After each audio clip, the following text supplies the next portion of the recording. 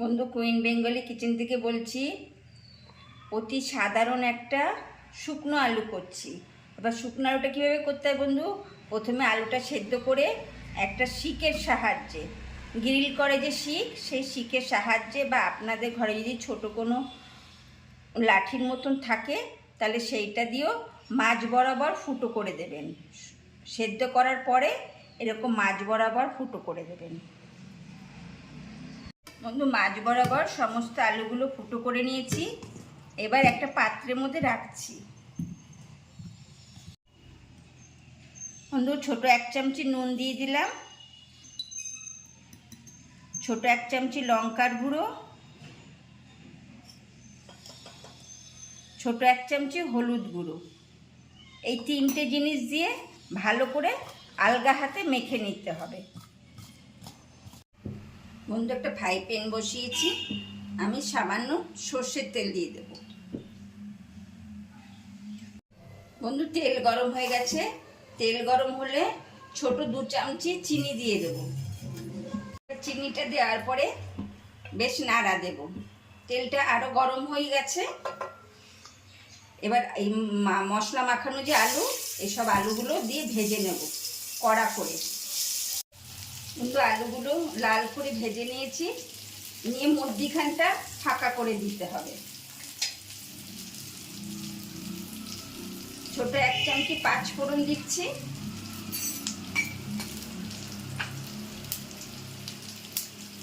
বড় 1 চামচি আদা কুচি দিচ্ছি,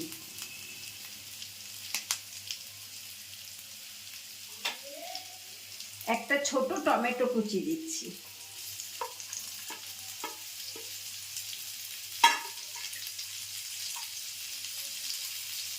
ছোট 1 চামচি জিরের গুঁড়ো, ছোট 1 চামচি ধনের গুঁড়ো। একটু নাড়া দিয়ে নিতে হবে, এই মধ্যিখানে রেখে নাড়া দিতে হবে।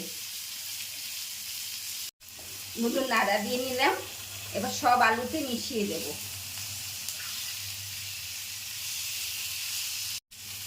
বন্ধু, সব আলুতে মিশিয়ে নিয়েছি।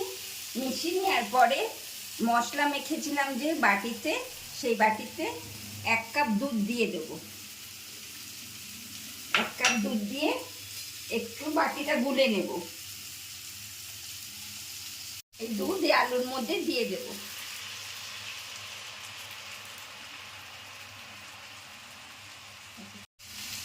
বন্ধু, এই অবস্থায় আলু আসবে, এই অবস্থায় আলু টেক্সচারটা আসলে দুটো কাঁচা লঙ্কা,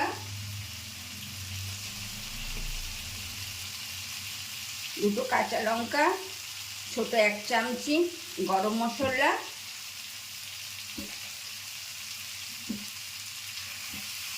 এরকমভাবে নাড়া দেবেন। গরম মশলা দেওয়ার পরে